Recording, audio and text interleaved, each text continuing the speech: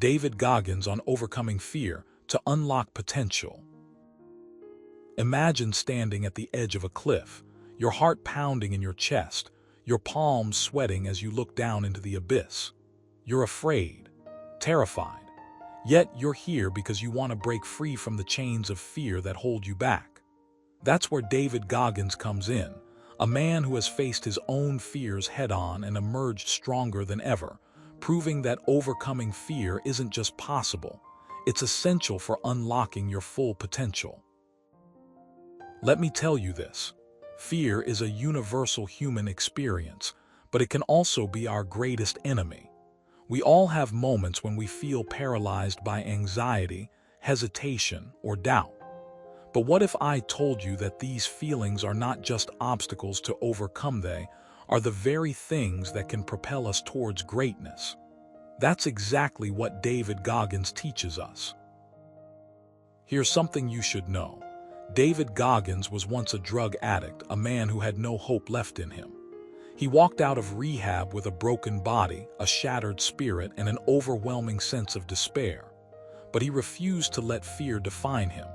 Instead, he set out to prove to himself that he could do anything, no matter how impossible it seemed. And he did. He became a Navy SEAL, a fighter pilot, and a record-breaking ultramarathon runner. But more importantly, he learned how to conquer his fears. In his TED Talk titled "The Secret of My Success," David Goggins shares his journey of transformation. He tells the story of his first run, which lasted 26 miles. He started off slow, taking breaks every few miles, and then he pushed himself to go faster and farther each time. But halfway through, he hit a wall. His legs were burning, his lungs were on fire, and he couldn't take another step. At that moment, he faced his biggest fear, giving up.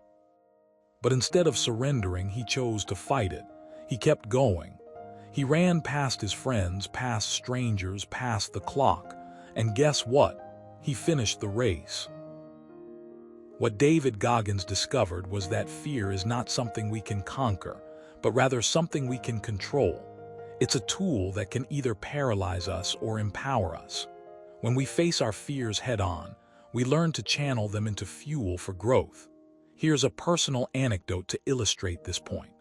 A few years ago, I was about to give a public speech for the first time in my life. The thought of standing in front of a room full of people made me feel nauseous. But instead of letting fear consume me, I decided to face it. I practiced relentlessly, wrote down my speech multiple times, and even recorded myself speaking so I could hear the nervousness in my voice. On the day of the speech, I stood there, staring at the crowd, and suddenly my fear transformed into determination. I took deep breaths, focused on my message, and delivered the speech I had prepared. To my surprise, the audience was engaged, and I felt a rush of confidence that I never knew I had. So, how can we apply David Goggins' principles to our lives? Let's start with setting clear goals. When we have a destination in mind, we're less likely to get sidetracked by fear. But achieving those goals often requires pushing ourselves beyond our comfort zones.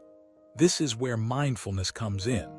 Mindfulness helps us stay present and aware, allowing us to observe our thoughts and emotions without judgment. It's like taking a deep breath before jumping off a cliff. When we're mindful, we can recognize fear for what it is, a fleeting emotion, and choose to act despite it. Another crucial lesson from David Goggins is the importance of self-discipline. Discipline is not about being perfect. It's about making choices that align with our long-term goals. For example, if you want to run a marathon, you need to train consistently, even when you don't feel like it. You have to push through the pain, the discomfort, and the uncertainty. Self-discipline is the glue that holds our dreams together. Now imagine you've set a goal, you've practiced mindfulness, and you've developed self-discipline. What happens next? You face your fears. This is where the rubber meets the road. You'll encounter challenges, setbacks, and failures. But here's the thing, they're opportunities to grow. Every time you fall, pick yourself up and keep moving forward. Remember, fear is not a sign of weakness. It's a signal that you're alive and capable of overcoming adversity. One final piece of advice from David Goggins is to surround yourself with positive influences. Find mentors, coaches, or communities that support your journey. They can offer encouragement, guidance, and accountability. But most importantly, they can help you see your potential in ways you never imagined. As David says, your network is the single most important asset you have. In conclusion, fear is not a friend, it's a foe. It can paralyze us, make us doubt ourselves, and prevent us from reaching our full potential. But fear is also a catalyst for change. By facing our fears head-on, we transform them into fuel for growth. So the next time you find yourself paralyzed by fear, remember David Goggins' words: fear is not a feeling, it's a choice. Make a choice to embrace your fears and watch as they become stepping stones to greatness. Remember, you have the power within you to overcome anything. All you need is the courage to face your fears and the discipline to follow through. So, what are you waiting for? Let's go out there and make our dreams a reality. Because the world needs you to live beyond your limits.